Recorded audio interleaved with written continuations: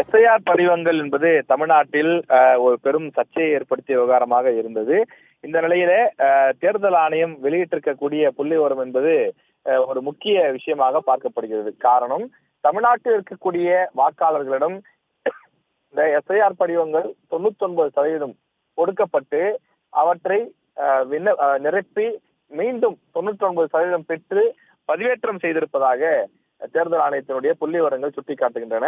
இந்த எஸ்ஐஆர் பணிகள் தொடங்கிய நாளிலிருந்தே தினசரி எவ்வளவு படிவங்களை நாங்கள் விநியோகித்திருக்கின்றோம், எவ்வளவு படிவங்களை திரும்ப பெற்று பதிவேற்றம் செய்திருக்கிறோம் என்று தேர்தல் ஆணையம் புள்ளி விவரங்களை அவ்வப்போது கொடுத்து வருகின்றது. அவ்வாறு இன்று மாலை 3 மணி அளவில் கொடுக்கப்பட்ட அந்த புள்ளி விவரங்கள் அடிப்படையில பார்க்கும்போது 99% படிவங்கள் கொடுக்கப்பட்டிருப்பதாக அந்த விஷயங்கள் தெரிவிக்கப்பட்டிருக்கிறது. தமிழகத்தில் மொத்தம் இருக்கக்கூடிய அந்த வாக்காளர்களுடைய எண்ணிக்கை பொறுத்தவரையில 6,41,00,000 இருக்கின்றது.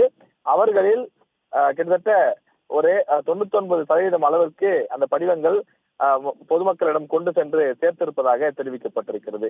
அப்படி கொண்டு சேர்க்கப்பட்ட படிவங்களிலே 6,34,74,461 படிவங்கள், அதாவது ஏறக்குறைய 99% படிவங்கள் திரும்ப பெறப்பட்டு பதிவேற்றம் செய்யப்பட்டு விட்டதாகவும், மீதம் இருக்கக்கூடிய சுமார் 6 லட்சம் படிவங்கள் மட்டும்தான் தற்போது பொதுமக்களிடம் இருக்கிறது. அவற்றை பெற்று பதிவேற்றம் செய்யக்கூடிய பணிகள் இன்னும் 2-3 நாட்களில் முடிந்துவிடும் என்றும் தேர்தல் அதிகாரிகள் தெரிவிக்கிறார்கள். காரணம், இந்த படிவங்களை பொதுமக்களிடமிருந்து மீண்டும் திரும்ப பெற்று பதிவேற்றம் செய்வதற்கான அவகாசம் 11ஆம் தேதி வரை இருக்கிறது. அதாவது இன்னும் 4 நாட்கள் அவகாசம் இருக்கிறது. அதற்குள்ளாக வெறும் 6 லட்சம் படிவங்கள் தான் இருக்கிறது. அதை எளிதாக பெற்று பதிவேற்றம் செய்து விடுவோம்.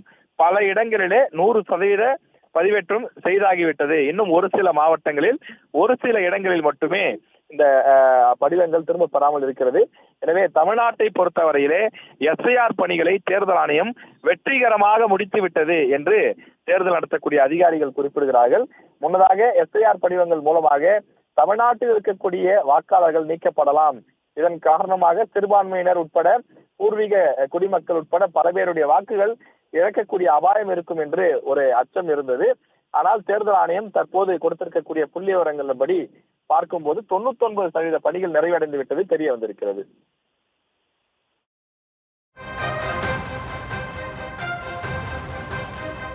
தற்போதைய விவரங்களுக்கு நன்றி ராஜேஷ்.